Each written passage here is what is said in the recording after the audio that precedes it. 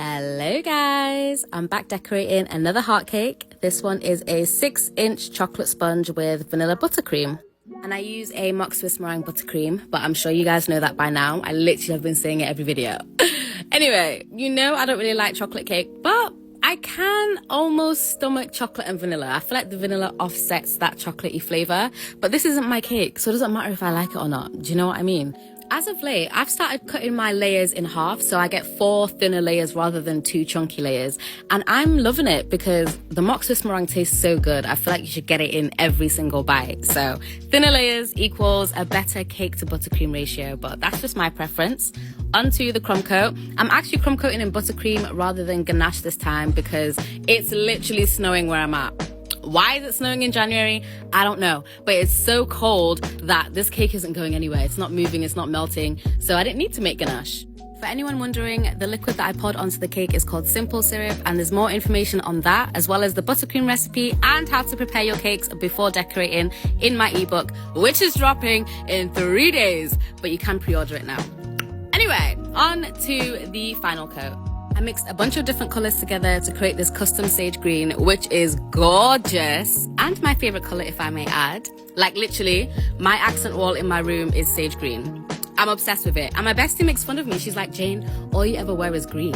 But green complements my skin tone. It complements my vibe. Like, what can I say?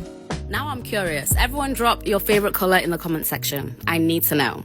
But anyway, this cake, I'm really excited about it. The customer basically said it's for her 19th birthday and she wants a green and white vintage cake with a turtle on top because that's her favorite animal. In fact, drop your favorite color and your favorite animal. My favorite animal is a giraffe. But for the vintage part, I used a 104 piping tip for the ruffles, and then now I'm going in with a 6B piping tip for the shells.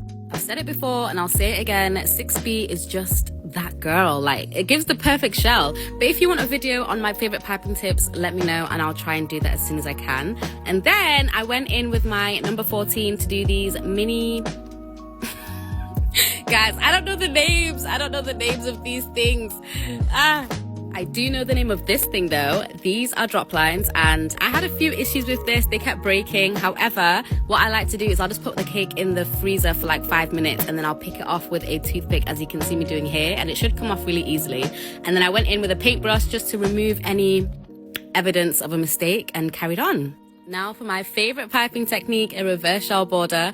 I used a number 27, a number 27 to do that, and the little shells over the swoops as well.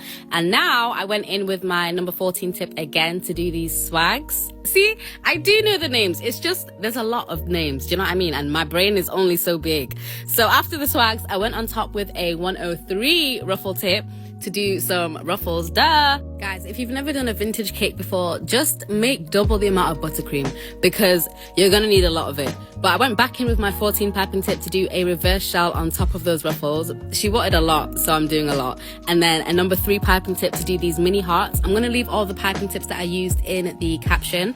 For the turtle, I literally just piped it out of buttercream and then I put it in the freezer for 15 minutes before dropping it on the cake. My Shayla! I actually make myself laugh. What do I mean, my Shayla? But thank goodness it was frozen because it was really easy to clean up the mistake. I then covered the cake with a bunch of glitter and I added a number 19 on the top. Oh, and I also added eyes and highlights and little blushy cheeks to the turtle. It's so cute. But this is how the cake turned out. My customer was so happy with the cake. She literally said picking it up is the only thing getting her through her shift. I feel you, girl. But here's a night mode, guys. The sparkle. For those wondering what glitter I use, I will never tell you. No, I'm joking. If you want it, I'll put it in my ebook. Buy my ebook, girl. And on that note, I'll see you in the next one. Bye, cuties.